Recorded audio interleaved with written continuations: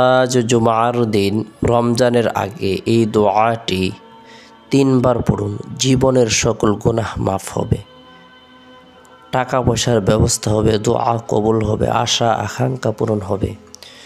জুমার দিন সাপ্তাহিক সকল দিন থেকে শ্রেষ্ঠ দিন। জুমার দিন ঈদুল ফিতর, ঈদুল আজহার দিন থেকে উত্তম দিন। জুমার দিন দোয়া কবুল হওয়ার দিন, মুসলমানদের ভ্রাতৃত্ব বন্ধনের দিন, বরকতপূর্ণ একটি দিন, ফজিলতপূর্ণ একটি দিন, মাহাত্ম্যপূর্ণ একটি দিন, তাৎপর্যপূর্ণ একটি দিন।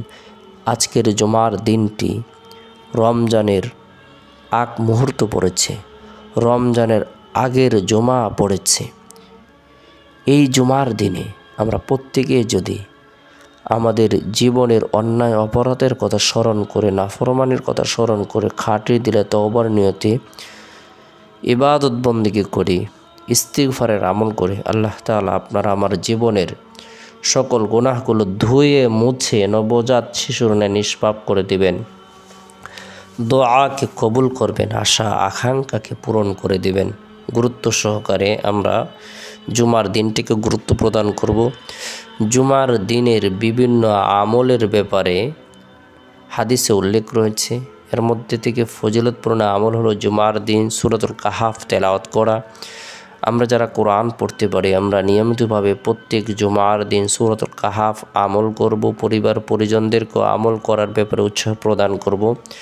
জুমার দিন ফজরের নামাজের পর থেকে নিয়ে জুমার নামাজের আগ পর্যন্ত যে সময় রয়েছে, এই সময়ের মধ্যে সূরাতুল কাহাফ আমল করার জন্য চেষ্টা করব।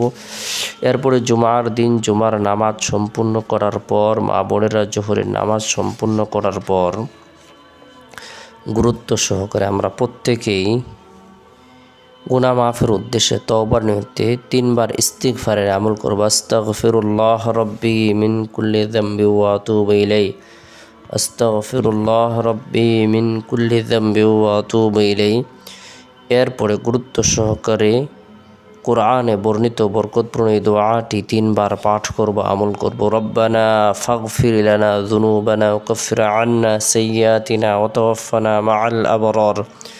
রব্বানা ফাগফির লানা যুনুবানা ওয়া কাফির আন্না সাইয়্যাতিনা ওয়া তাওয়াফানা মাআল আবরার। হে আমাদের রব, আমাদের সকল গুনাহ মাফ করো এবং আমাদের সকল দোষ ত্রুটি দূর করে দাও, আর আমাদের মৃত্যু দাও নেককার লোকদের সাথে। সূরা আলে ইমরান আয়াত নং 193। এই দোয়াটি আমরা 3 বার পাঠ করার পর রব্বুল আলামিনের দরবারে হাত উত্তোলন করে রোনারা জারি করব। আল্লাহ তাআলা আপনারা আমার জীবনের সকল গুনাহগুলোকে মাফ করে দিবেন।